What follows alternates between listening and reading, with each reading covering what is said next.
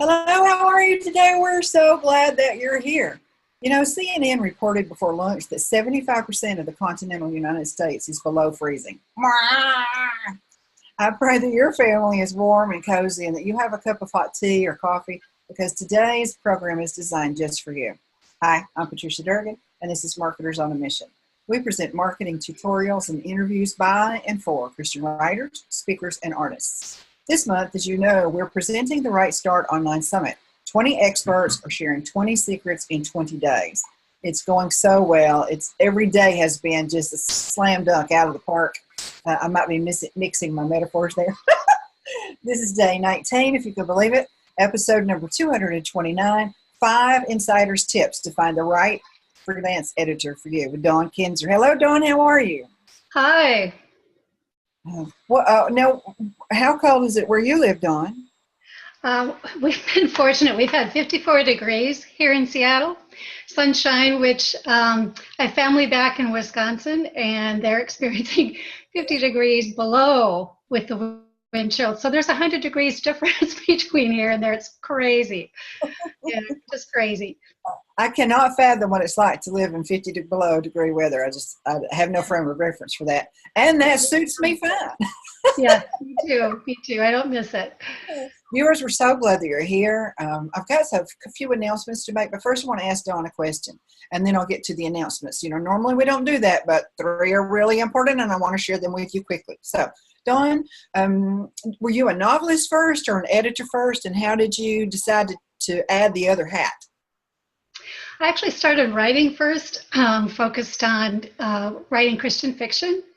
And as some years went by and I was involved in critique groups, I really recognized that I enjoyed the editing process. I liked making things better, tweaking. And so after a number of years of writing, I connected with some writer friends who had switched over to editing and was encouraged to do so. So that's how I got started. That's a great story, because we have had editors on here. You're the third editor we've been blessed to have with us, and the critique groups we talked about as well. So many different ways that we can benefit from both. Right. Let me may I jump into my admin stuff, and then we'll get on to the. Sure. Okay. Thank you very much. Viewers, we have some really exciting news. Are you holding your breath? Are you sitting on the edge of your chair? We're adding a bonus week to the summit.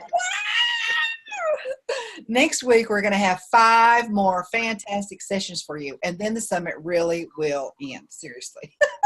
I'm going to send out the full details tomorrow morning to those who enrolled, and if you haven't, it's free to enroll. Go to my website, marketersonamission.com, enroll, and tomorrow morning, I will send out the details about the full week we're having next week. It's going to be great. It's going to be a bonus week. And remember, you don't have to watch live every day, even though we love that. And we get to engage and ask questions and make comments.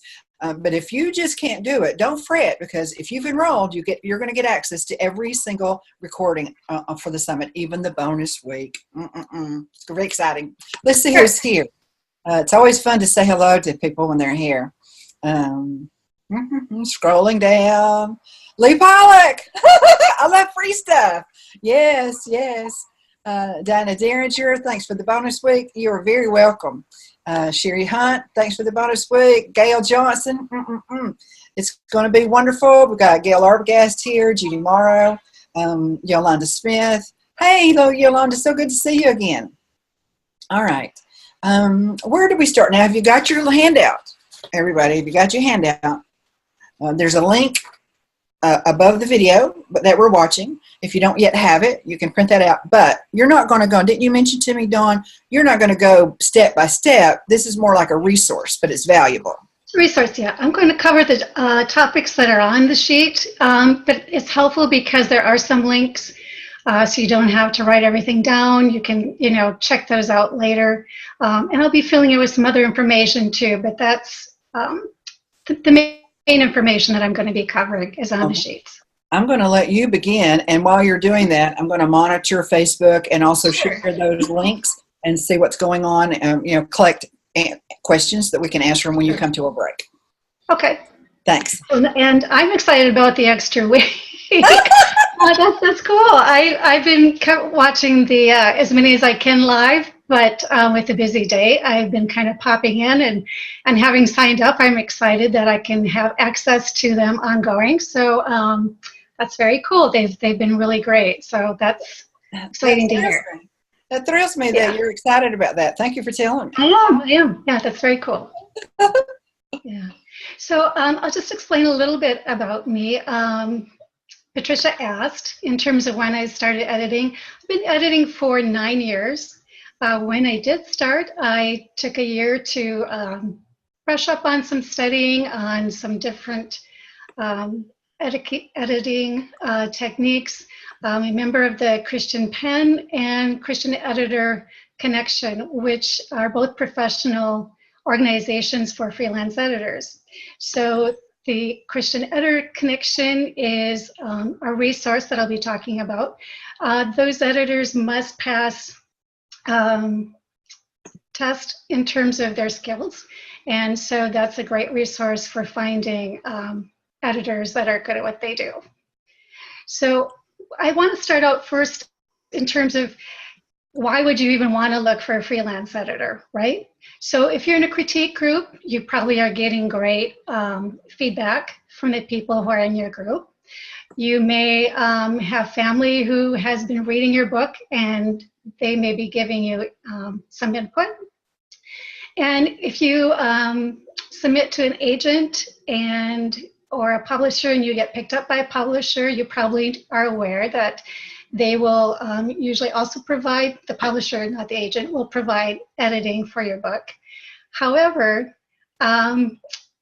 publishing is becoming even more and more, it's becoming more complicated to break in. And even well-known authors will get help with editing prior to submitting because publishers are no longer able to spend the amount of money and time to bring books up to what they need to be or could be. And so for you to even get past the slush pile, they'll look at the first couple of pages, and if they're not up to par, you're not going to get through the door at all. Same thing with agents. There's a certain level of expectation. Mm-hmm. So it helps to have some fresh eyes, someone who has some knowledge of what the industry is looking for. And if you decide to self-publish, it's even more important that you have an editor go through your book. I have self-published 3 novels, and even I, as an editor, I cannot catch everything that, not only grammar and typos, but even holes in my story. So I hire a professional editor. I hire a proofreader. It's just very important if you want to produce a good, solid product, you want to have that extra help, that extra pair of eyes. Mm-hmm. So those are the reasons why you might look for to hire a freelance editor.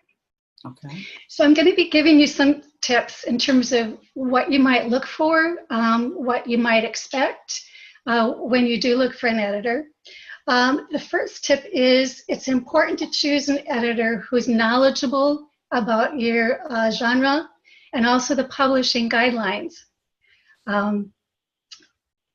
That in terms of your genre, that may feel like common sense, but you may not think about that. For instance, there's totally different skills that are involved in editing fiction as opposed to nonfiction. Okay.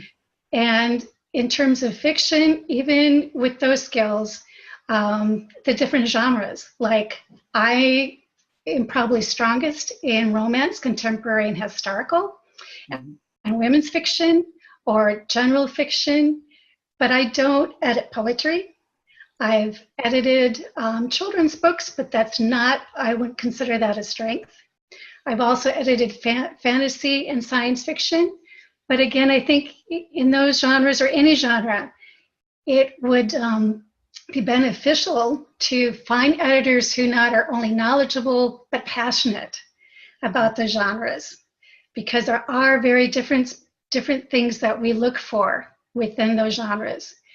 With nonfiction, devotionals are going to be different from technical books or academics. So there are people who are very passionate about editing technical manuals. That's not my thing. So that, look for those kind of things. Make sure that who you're choosing is very knowledgeable about the genres. Also, there's within the publishing industry, we have different style manuals that are considered the Bibles of publishing. Mm-hmm. And so if your editor isn't aware of these books or doesn't use them, they might be not quite up to speed in terms of what is acceptable in terms of grammar or style, format. The main thing, the main book that is used in all of publishing, whether it is Christian or secular, is the Chicago Manual Style. So this is, like, as you can see, quite a huge book. It's something that you can get on Amazon yourself if you choose to, but it's really kind of burdensome to go through. So if it's not one that you want to get, it's also not very cheap. It's about $40. Another book that Kathy I talked about, she was on the other day. She wrote a book called The Secrets of the Best-Selling Authors. Kathy is an excellent editor. She wrote this book, and I think it was described as the Cliff Notes. This is really, really helpful in terms of yourself. But if you're looking at having a book in the Christian market, another book that your editor should be aware of is the Christian Writer's Manual of Style. This is another book that I would recommend that you even get for yourself. It's not as expensive. It's not as big or cumbersome. It's very easy to use. And that also gives the rules, guidelines, but even things like capitalization. Like oftentimes I'll see words like heaven or kingdom capitalized, and they shouldn't be. So that's a great resource. I've got that listed on the handout. But your editor should be using those books, the Christian Writer's Manual Style and the Chicago Manual Style. And even when it comes to spellings, if you Google a spelling of a word, you'll have all different kinds of dictionaries come up on Google. The one that publishers use the most is the Merriam-Webster dictionary. So there can be a difference in words, whether they're hyphenated, if they're two words or one word. So again, it's important that the books are consistent with the publishing industry. Okay. And you're suggesting that we get Kathy's books as an individuals who are not, if we're not going to be an editor, right. But we still need access to resources that are valuable. Exactly. Yep, I recommend that book all the time. And the Christian Writer's Manual Style, are those the two that you? Those are the two that I would recommend people getting individually. The Chicago Manual Style is more of a book that editors would use because it goes so much more into depth that it can be very overwhelming for people just to look for a simple answer. Okay. Thank you. Sure. Okay. Did you have any questions? Let me see if I have any questions or comments just at this time right now. Excuse me. Not this very minute, so we're good. All right. Oh, yes. Laura Jenny wants to know, what was the title of Kathy's book again? Proofreading Secrets of the Best-Selling Author. Okay. That's it, Jean. Yeah. That's it, Laura. And that's available on Amazon, and it's not terribly expensive. No, it's not. No, and it's really worth the money. It really is. It's so helpful just for those little quick answers. Okay, the next thing I want to talk about is it's important to understand the different types of editing. So if you're looking for an editor, some prefer to edit content. Some just like to do copy editing. Some like to work with coaching or developmental editing. So you need to kind of figure out what you want in terms of editing, and if you don't, editors can help you decide by sending them a sample. You may think you need copy editing when you actually need a whole overhaul of your book. Sometimes people will request proofreading, and when an editor gets their hands on the book, they go, well, you need a lot more improvement. Ready, sorry. But so I want to go over the different types of editing. So sometimes people have ideas for books, but they really don't know where to start. They need help just from the very, very beginning, and that can be developmental editing. That's where an editor will help with the ideas, kind of put them together, give some direction and guidance in terms of setting up the whole book, the chapters, wow, storyline, sure. So that's kind of the really broad type of editing. Then there's content and substantive editing. That's a level of editing where the editor doesn't look so much at the grammar or typos, but at the actual content. What is the flow? Is there clarity? For fiction, we look at story arcs. We look at pacing. We look at descriptions. Don't want to miss out anything here. It's like dialogue and your handout, viewers. All of this information is on your handout. Tags, beats, plot, subplots, theme, pacing, tension, voice, point of view, setting, 5 senses, passive writing versus showing versus telling, and a satisfying story resolution. So that's a lot that goes into substantive, just to make sure that your story is as engaging as it possibly can be. Copy editing includes elements of a proofread, but it also focuses on style, continuity, word choice, clarity, redundancies, and cliches. Like when I edit, I don't change the meaning, but I look for ways to write the sentences a little bit tighter, better. I'll suggest maybe word changes. In nonfiction, statistics and quotations are usually checked. And so that's copy editing, whereas proofreading is basic. Proofreading is the last thing that's done. That catches errors in spelling, capitalization, punctuation, basic grammar, typos, word usage. And then critique. Proofreading is the last thing that's done versus the first thing that's done? Absolutely, yeah. And I'll explain that. Okay. And critiques is another general broad where you may not be at the stage of developmental. You've moved past that, and you've got the book written, but you need some general feedback in terms of, is this working or is it not working? And so a critique gives you just that general feedback of there's a plot hole here or there, or you need to step it up in your grammar. When I do a critique, I'll make notes within the manuscript, a few, but mostly I will write up, a large document with some suggestions and pointing out both strengths and weaknesses in the book. Oh, okay. Yeah. Does that matter where the author is in their developmental style, or do even the established authors need that help? Sometimes the established authors will ask for critiques, but most likely those who are multi-published, they will have fellow authors at that stage. More of their critique partners, people who are very knowledgeable about the book writing process, oftentimes will go, through the book and give feedback at that point. So if someone's a new or relatively new writer, then they would benefit most from the critique as far as the possible first step? I think so, because critiques also are a lot less expensive, and so than a full-blown edit.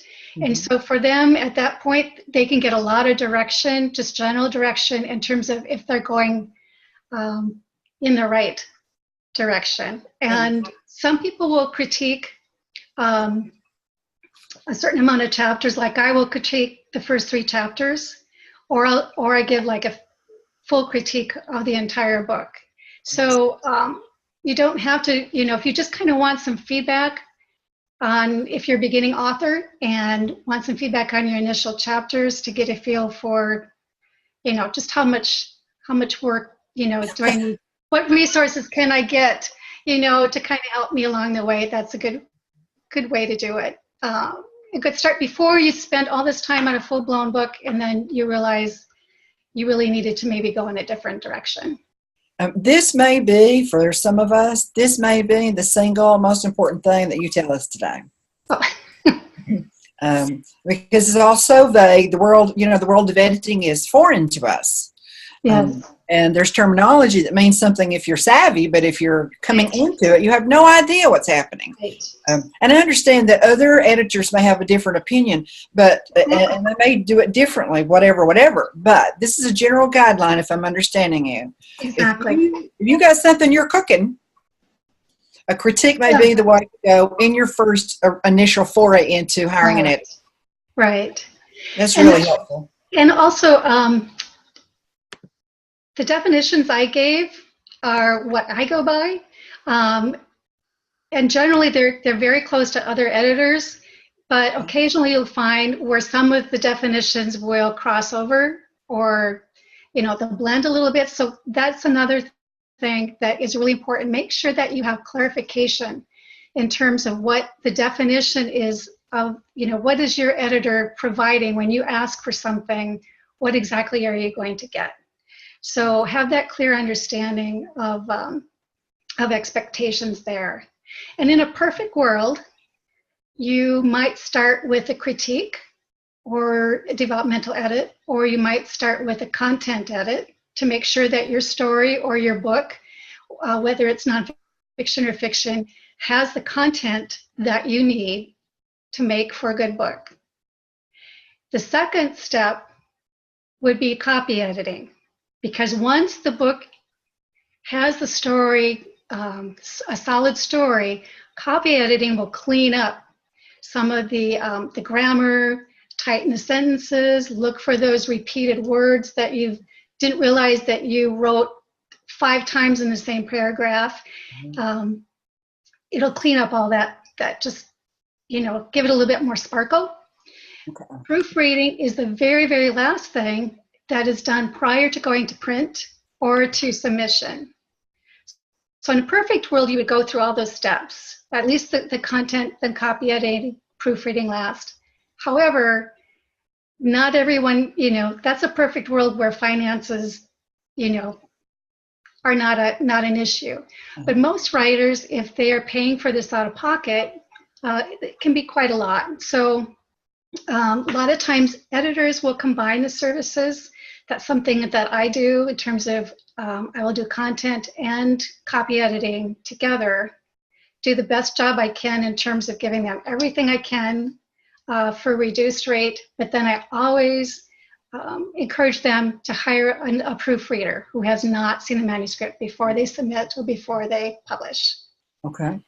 So now are you saying that you offer both of those services as a package deal for a reduced price because they're purchasing 2 products? Right. Okay.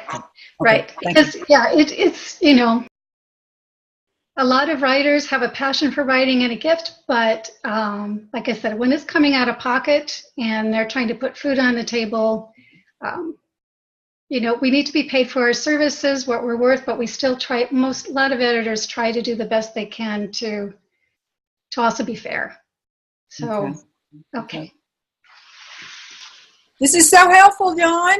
Good. All right. May I ask you some questions? You sure may. Okay. Let's see.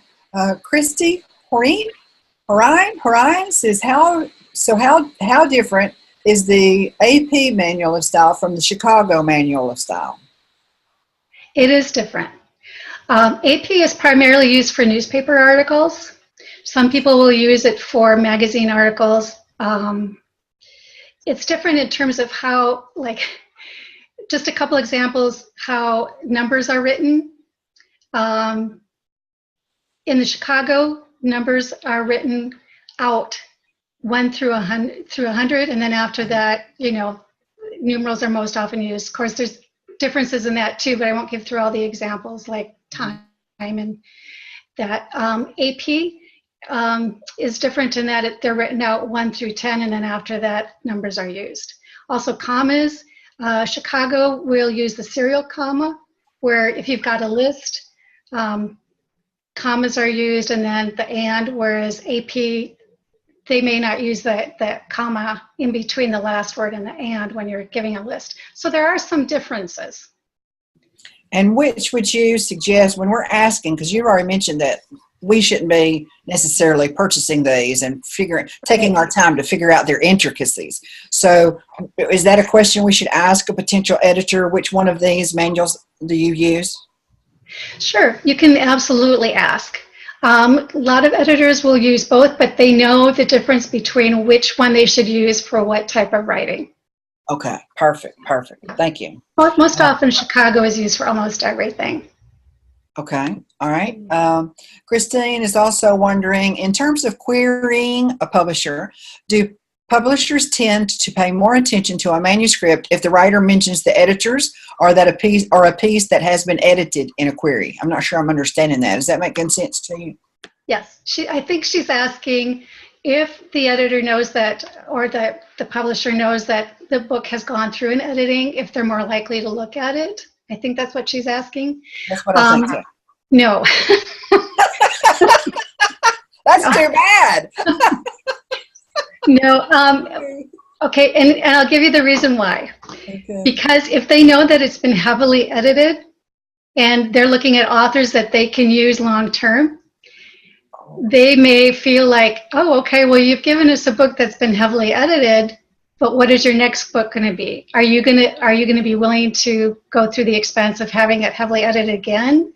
How much help are you going to need? Or are you going to give us a book second time around that we're going to have to pay a lot of money to bring up to the level we need it? So I would not, I wouldn't include that in your query that it's been edited. That is a very important point. Yeah. That's good to know. One more question. Janet Warren Lane is asking, can this editing be done? Can all of these editing types be done by one editor, or will a writer need to hire an editor for each type of editing? That depends. Some editors do it all, and some focus on one specific thing. The only such suggestion I have there is that keep proofreading separate from the rest of the editing. So if you want to hire a developmental editor, someone to do content, someone to do copy editing separately, that's certainly okay. Or if you want to work with one editor who will walk with you through all of those processes, who is skilled at those things, that's okay too. But when it comes to proofreading, it's much better if you hire someone who has not looked at the manuscript at all, because someone who has, stuff is going to go by them. It just is. So Susan Breimer says, thanks very much for that single tip that you just shared a moment ago. And Mary Poliva is here. Hello, Mary. Mary's from Bulgaria. Oh. That's so cool. I just think that's so cool. All right. The questions are, we've gone through the questions. Thanks very much. Okay. All right. Great. Okay. Third tip, don't be afraid to ask questions and communicate your needs. Okay. You're hiring the editor. You have every right to ask questions. Some of the questions, things that I think are important to ask. Sorry about the glasses here. Trying not to have too much glare here. Does the editor provide a sample edit? Some do, some don't. Some will provide a sample edit for free, like I do for a couple pages. Some will do up to 5 pages or a little bit more. Some will charge a little bit for a sample edit. And then if you hire them, they will take that fee off from their general fee. The reason for a sample edit is twofold. One, the editor gets an idea of what your writing is like and what they can do to help you. You get an idea, especially if you're trying to decide between several editors. That can be really helpful in terms of, well, how do they work as opposed to the other person? What were their suggestions? Did I like those better as opposed to the other? So it can be really helpful. On the other hand, if an editor really piques your interest and they don't offer a sample edit, I wouldn't hold that against them. Some are just so extremely busy they don't have time to, or they choose not to give away their time. But they may be very, very skilled. They may be the best editor for you. So it can be very beneficial, but again, don't hold it against them. Don't say you're not going to hire them just because they don't provide a sample edit. Are there credentials in this field? That's a good question. I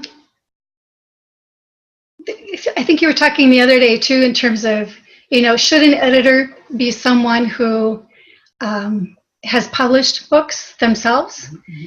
Kathy alluded to this the other day, Kathy Ide.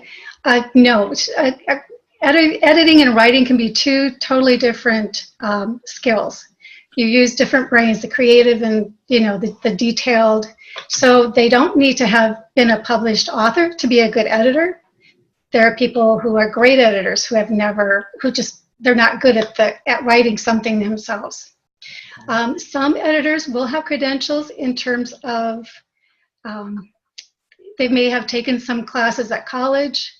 A lot of us have taken courses through the Christian Pen, which is an organization for freelance editors in terms of classes and upping our skills.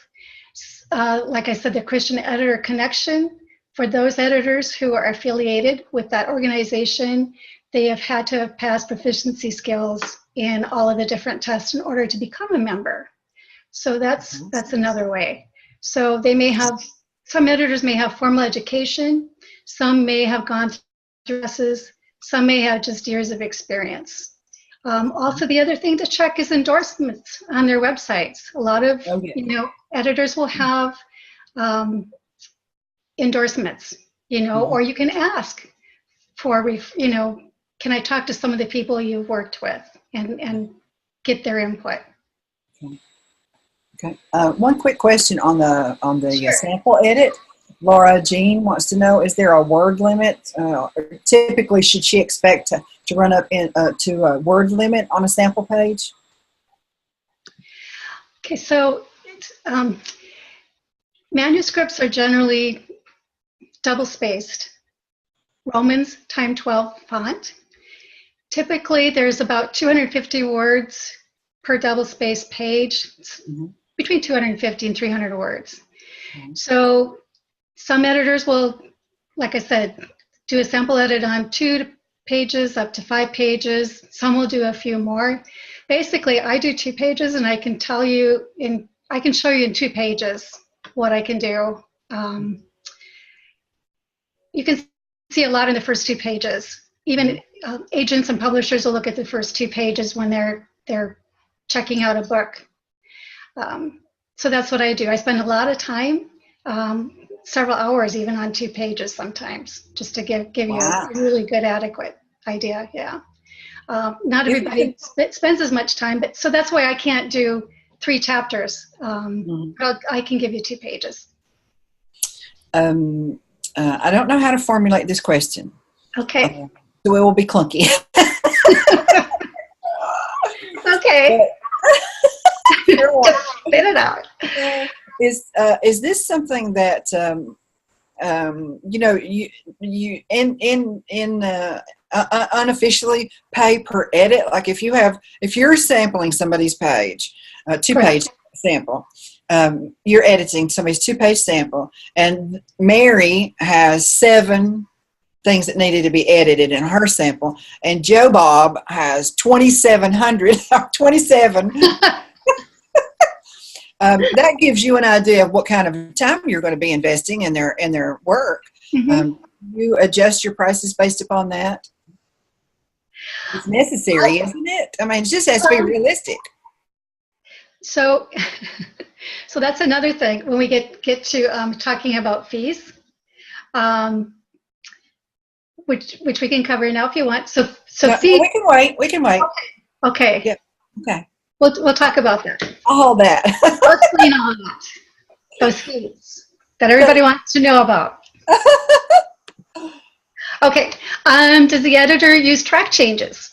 So I don't know if everyone is familiar with track changes, but it's basically what editors use when you'll send your manuscript via email in a Word document. Some editors will work on PDFs, but almost always you're working on Word documents. So in Word, there's a tool called track changes. And so how it works for us is that we can, it's beneficial for both because you get to see exactly what the editor has made changes to. Mm-hmm. And then you make the decision whether you're going to accept or reject those changes. Okay. So for instance, if I'm typing away in your manuscript, if I'm deleting something like a word, punctuation, paragraphs, when I cut it, I'm suggesting that you cut it, it'll show up usually red with a line through it. Then if I'm adding something to that paragraph or I'm rewriting a sentence, it'll show up in blue with the line underneath it. Depending on how your computer is set up, it may show up as a different color, but that's how mine is set up. Okay. Then I can also highlight like certain segments and then write comments, and there'll be like a bubble comment on the side of your manuscript. So you can go through and you can see exactly, like I said, the changes I've made, and then by an easy click to your mouse, you can either accept or reject those changes one by one, or you can highlight. So it's made very easily to do. Once you get the hang of it, you can whip right through it. But you'll want to know if your editor uses track changes and just exactly what type of method do they use. So that's one thing to ask. The other thing is, does your editor provide a contract? Not all editors do, but I think it's a really good idea for several reasons. The basic thing is that everything is in black and white. So if there's any idea of, has the editor performed what we've agreed to? We put in dates, we put in fees. It's just simple contracts, but it's there in black and white, and it's something you can go back to and go, okay, this is what we agreed to. Mm-hmm. And I think that's just a really good thing to have in place. I used to work for an attorney, and so I know if it's not written down and signed, it doesn't exist. A handshake agreement over the phone. Yeah. You're a really nice lady. I think it's going to be okay. That's just not wise, and you don't have to be hateful or anything. This is just normal. Right. And it doesn't mean that you don't trust each other. It just means, hey, let's make sure we're clear, on everything across the board. And then there's no dispute in the end. We can always go back and go, well, this is what I said I would do, and this is what I did. And it's always worked really well for me. I've never had any conflicts or problems, but it's always been in place, and I think it's a good thing. You know when you finished or not, don't you? Yes. I believe that I would be all right to show a sample of. Can I show you a sample and you tell me what we're looking at for those who haven't seen? And I'm not going to go into I'm not going to say anything about it. Okay. Do you see this screen? I do. So what are we looking at, Dawn? Is this a sample of track changes is really where I'm headed? No, it's not. Okay. No, I don't see any track changes there. Okay. I see little red squares, but I don't see any track changes. I don't have a sample of track changes. That's too bad. Actually, I do, but who in the world knows where they are? I should have, and I apologize for not including one. I thought about that too late this morning in terms of including it in my handout, but. If we hire an editor, they're going to familiarize us to some extent, and he will pick up on it like this.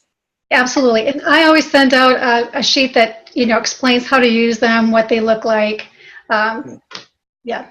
Editors will help walk you through it if you have, or you can even just Google track changes and a lot of information in terms of what will information that will walk you through it. It's very simple once you get the hang of it. Okay. Okay. Well, I know we need to get to fees, so that's next on the list. Yay. Okay. So it's important to understand potential fees for editing and how your editor expects to be paid. So a couple things I want to hit on here. Some editors charge by the word, some by the page, others by the hour. Some also charge for time spent answering emails and phone calls. Not everybody does, but some do. So you were talking about in terms of time spent, and it would make sense to charge per hour. I charge by the page, and there's a couple of reasons why. Mm-hmm. I charge by the page depending on the type of editing needed. And then I pretty much know how much time it's going to take me anyway, and it pretty much comes out to what I would charge per hour anyway. So that works for me.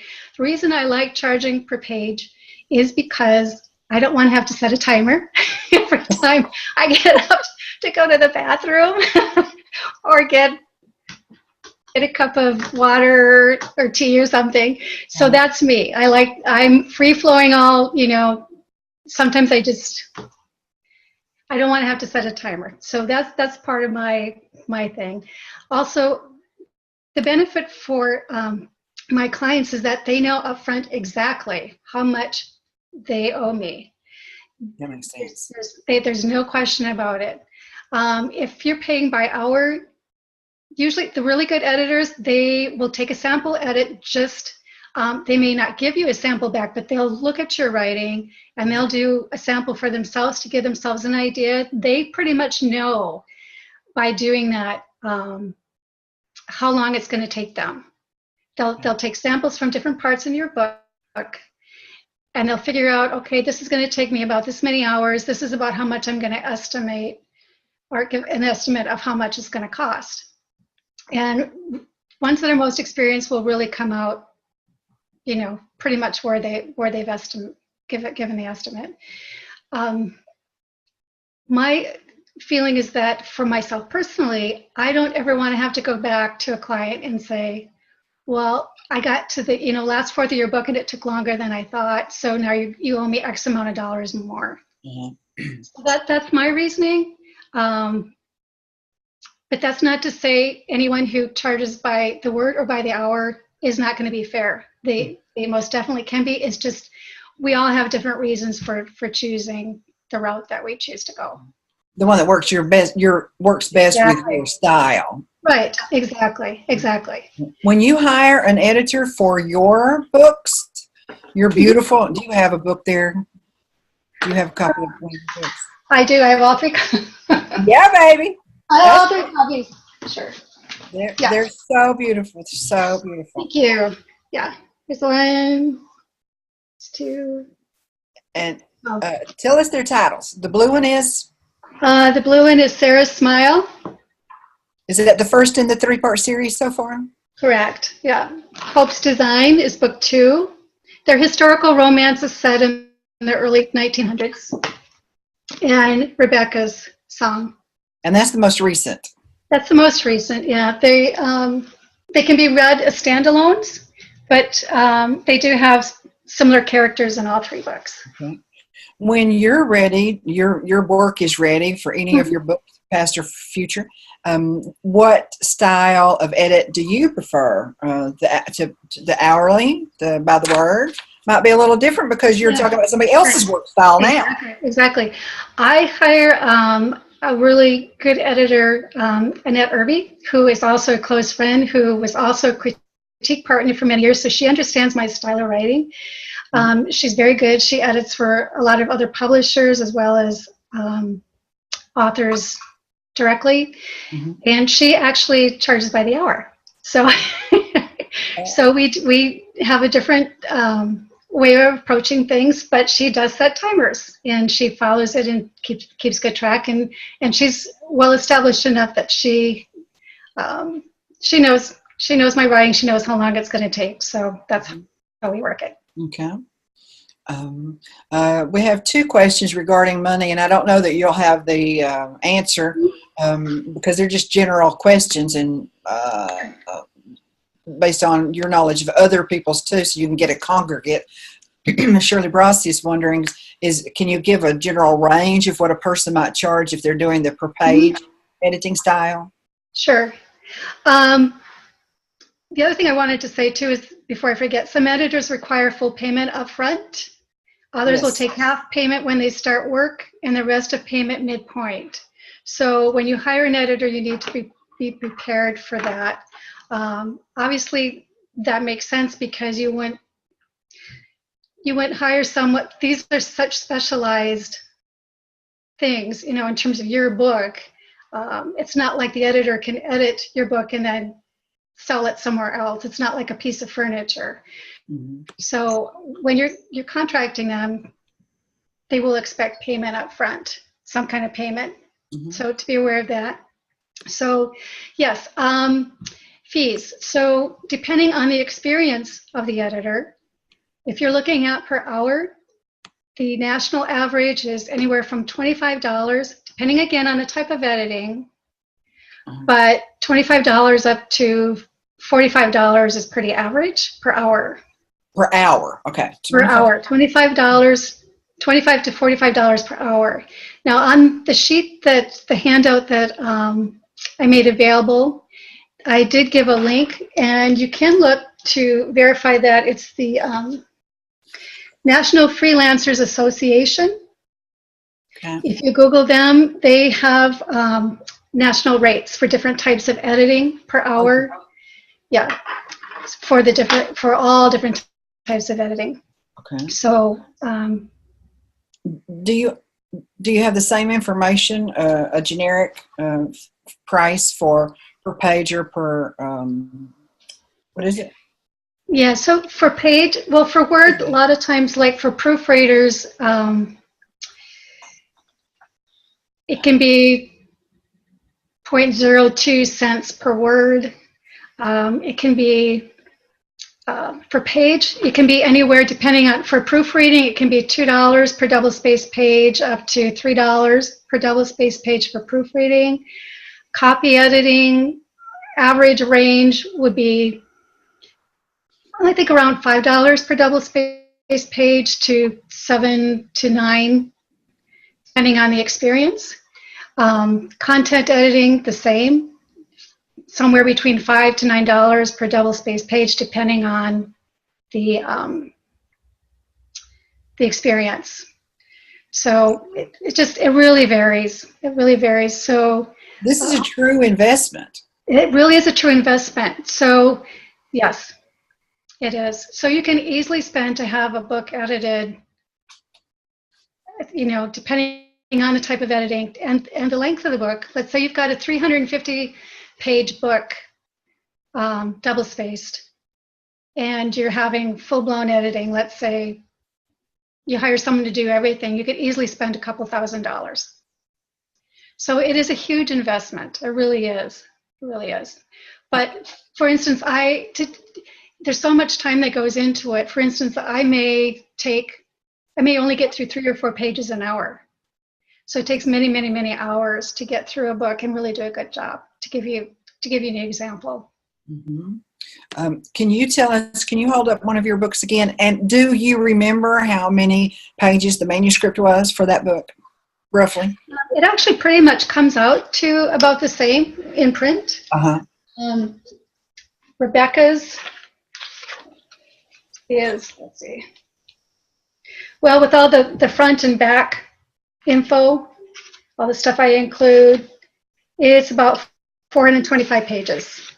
And how many manuscript pages was that, Dawn? Can you remember? It was pretty close to that, about a little over 400. Yeah, it will run pretty close to print. Yeah. Okay, that's really important to know. Yeah, it's pretty close to print. Double-spaced pages in Roman. .12 font. Right. Okay, that's a great tip. Thank you. Yeah. Okay. Yeah, it's really surprising, but it'll, when the book gets printed, it might be a few less pages, but it'll be pretty close to what you're looking at when you have double space pages. And of course, this is based upon a typical traditional size and shape book. All right, so take that into account, viewers. Right. Okay, that's another great piece of information. Yeah. Good. Thank you. I know we're running out of time, so there is a couple more things I think are really important, if it's okay. Yes. Okay. So another tip is please keep reasonable expectations. Time. So oftentimes editors are booked months in advance. So don't expect to contact an editor and for them to, get your book edited in a week or two. For a full manuscript, it can easily take 4 to 6 weeks. You may have to wait several months for your editor to be able to take on the project. And then perfection. Don't expect your return manuscript to be error-free.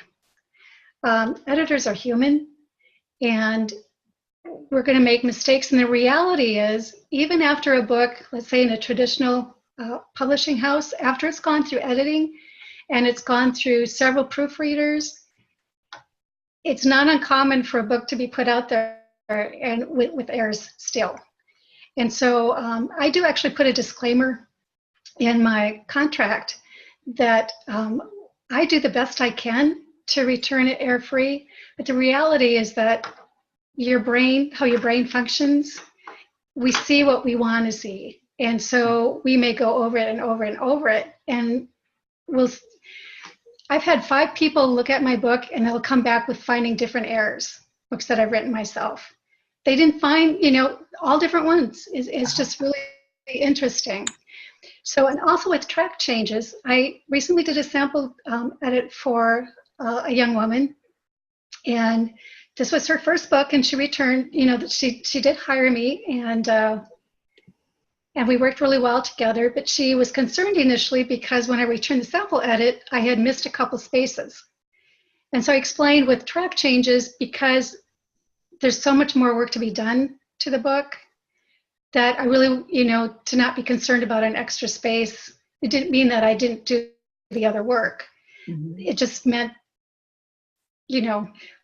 by the time she, goes through all the other work and makes the corrections, that's why you take it to a proofreader after you go through all the other edits, because, and even the proofreader, if you have a proofreader and then you have several other people read who are detail oriented, they will probably find additional errors. So just keep your expectations. You need to expect good work, but be realistic. Mm-hmm. And don't get super upset if you find a typo after a proofreader returns your work. Okay. Are you saying that track changes is the best option when we're requesting an edit? I think most editors do use track changes. I don't know of anybody who doesn't use them. Okay. So I expect that's pretty much the norm across the board. Unless you use, a PDF, they might just write in notes or do something different. But gone are the days when you sent manuscripts back and forth and use the red pen. That doesn't happen anymore. Very rarely does that happen, I guess. So just expect to use them. I don't know of anybody who doesn't. So. Okay. Yeah. So we need to get accustomed to that. Exactly. And don't be upset about that or anxious about that. That's very doable. Right. Okay. Yes. So again, the resources I have listed on the book. In terms of finding an editor, where would you find them? I've mentioned the Christian Editor Connection. I'm a member of that. I put the link on the handout. But if you just Google Christian Editor Connection, for any type of editor, how that works is you submit a form. You explain your project, your contact information, what type of editing you think that you're looking for, a basic time frame, and then you can request 2 to 5, sometimes 7 editors. There's no fee to submit. There's no obligation to hire. But what happens is that when you submit your request, that information is sent to the editors who are qualified and interested in doing those types of projects. And then you hear from them, and then you may hear from 2 to 5 editors, and that gives you an opportunity to kind of interview them, so to speak. Again, no obligation. So that's a great way to find an editor. Going to writers' conferences, there's usually freelance editors there. So there's a variety of ways. Referrals, if you know of other authors, who have they used? I get a lot of referrals. So those are a few ways that you can find the right editor for you. Wonderful. And without being disrespectful to anybody, can we, it seems obvious, but can we make the point that your best friend's second cousin editing it is not the same? It is not the same. You really need someone who is skilled, like I said, in that genre and in the other forms of editing, and someone who's going to be absolutely honest with you. In this business, you have to develop a tough skin. You really do. And your best friend's cousin or your cousin second removed or whoever, they don't want to hurt your feelings. So they may tell you, this is awesome, this is wonderful, and when it really needs a lot of work. And most editors are really good in terms of, they don't just bash you. I really try to provide a good balance of encouragement, because that's so important. I know as a writer, that's really important. We need to have the positive feedback too. What are we doing right? But then I also, with giving constructive criticism back, I also try to teach. I always try to back up, why am I suggesting this? Okay. Why am I changing this? So that you can, the writer can learn along with the process and hopefully grow as a writer. That's wonderful. I never liked being told growing up, or even as an adult, this is the way you need to do something, without having a good reason to back it up. So okay. I always try to do that, so that there's an understanding. And again, some editors, there's different personalities. Some are very businesslike, and some people like that. Some people like the very business type attitude.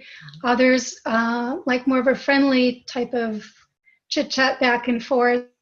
I tend to be more on the warm and fuzzy side. And that's just how I am. But you do have to realize that you are going to get some criticism back, but that's what you're paying them for, right? Exactly. That's what you're paying editors for, to be honest. Exactly. We have one other question. Gail Arbogast is wondering, if a person accepts something that you want to add or change word for word, is this plagiarism? Okay, so what I'm hearing is that if I rewrite a sentence and they accept it, is that plagiarism? That's what I'm understanding. It's not completely clear. If a person accepts something that you want to add or change word for word, is that plagiarism?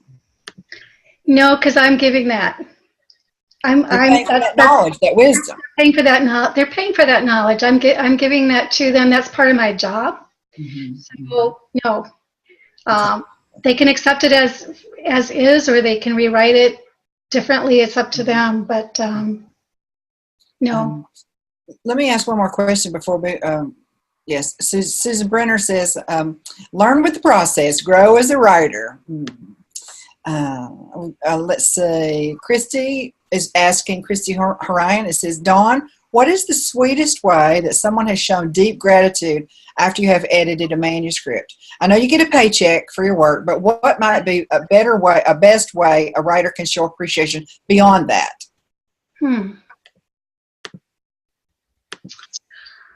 Oh, golly.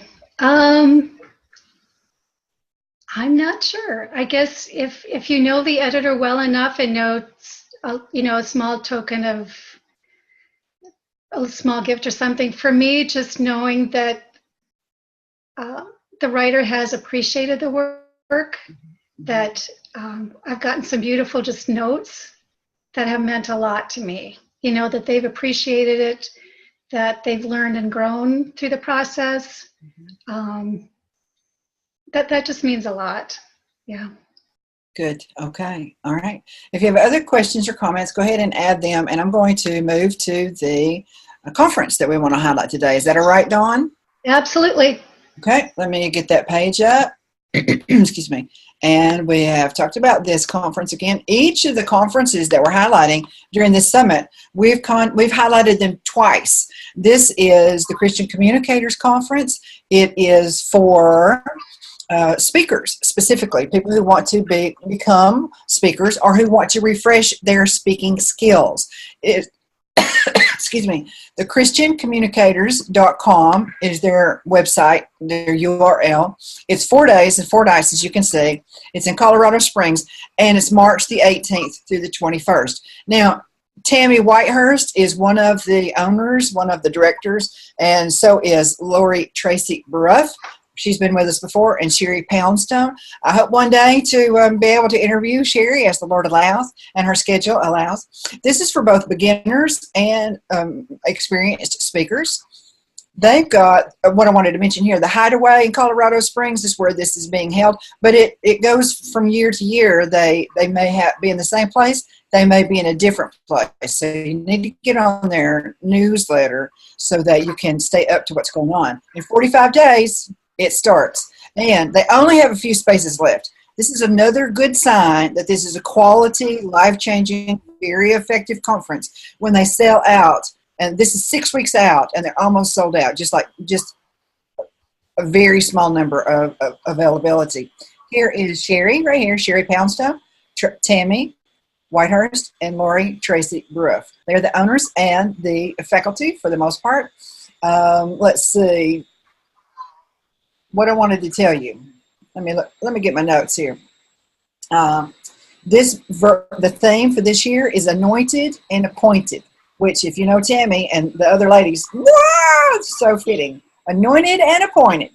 March the 18th through the 21st. That's late Monday afternoon at 4 o'clock, all day Tuesday, all day Wednesday, and all day Thursday. The deadline to register, it's open now. There were partial scholarships. They're no longer available because, again, you have to think about this way in advance. Now, what I want to tell you about a couple of different things that they do that's super fantastic. They give you a professional headshot. They give you a professional 5-minute video, and this is so valuable.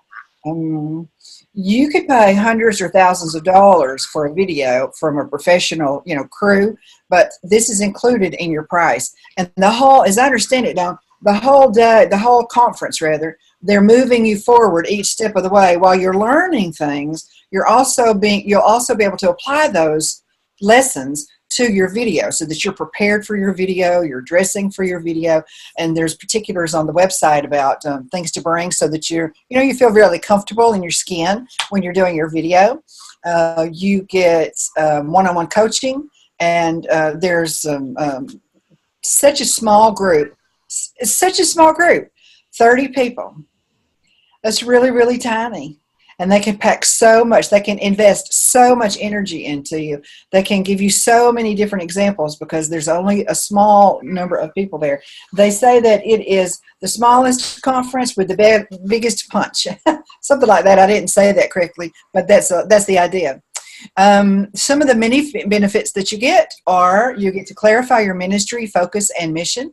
You get to incorporate drama, music, props, and those kinds of things to make your presentations more interesting. They show you how to do that, how to use the stage to your best advantage, and really, who doesn't need to know that?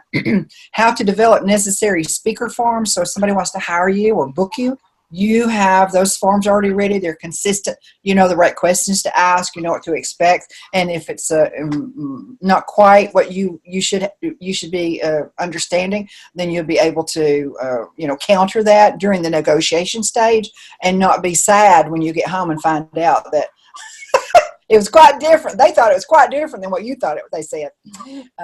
Understand speaker fees and set them, and how to impress event planners. So that is not all. You need to go to the website and check all the particulars out. Let me see if we have any more questions or comments here. Oh, Gail Johnson, by the way, Dawn, said that you were a great editor. Shirley Bryces says, thanks for a very informative presentation. Diane Derringer, thank you for sharing your knowledge and experience. Thank you for being here, Diane. Tracy Crump, Gail Johnson, everybody's loving it. Everybody's learned a lot. Thank you for being here. Thank you. And the great handout. I love handouts. They're so easy to reference later. And some people give you like 4 generic pieces of information with no backup. No, they don't flesh it out. There's no resources. And you've done all of that. My notes are, I got written on. Yeah, great. You're a professional handout preparer. Thanks everyone for being here. We so appreciate you being here. And remember, tomorrow, Michael Gant is going to be with us. He is a pastor, an author, a speaker, and a missionary. He's going to close out the summit and help us receive a new vision from God for our calling. We periodically need that vision refreshed, don't you, Dawn? Absolutely.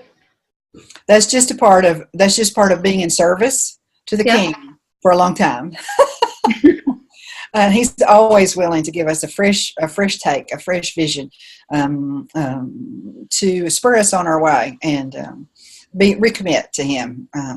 So Michael Gant's going to be here tomorrow. And then again, next week, we've got a bonus week for you. Every single person is going to be delivering a workshop, a masterclass training. It's going to be fabulous. And if you're enrolled, if you're not enrolled, go to marketersonamission.com. It's free to enroll. All of that, you'll get all the information tomorrow. I'm putting out a special email tomorrow for that. And then we'll have our regular 1 o'clock email that I send out as well. We're here every weekday. We're here every weekday, whether we're having the summit or whether we're not having the summit.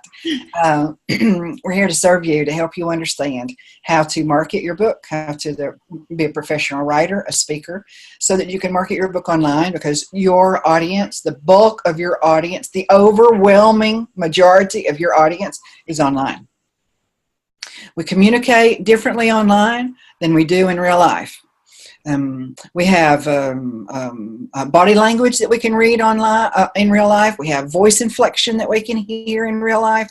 We have a smaller, sphere of influence, but most of that is the opposite online. So we need different skills. They're all learnable. You can do it. You've done harder things than that. So we will see you tomorrow. Thank you again, Dawn. Thank you. See you tomorrow, everybody. Bye-bye. Thanks for being here.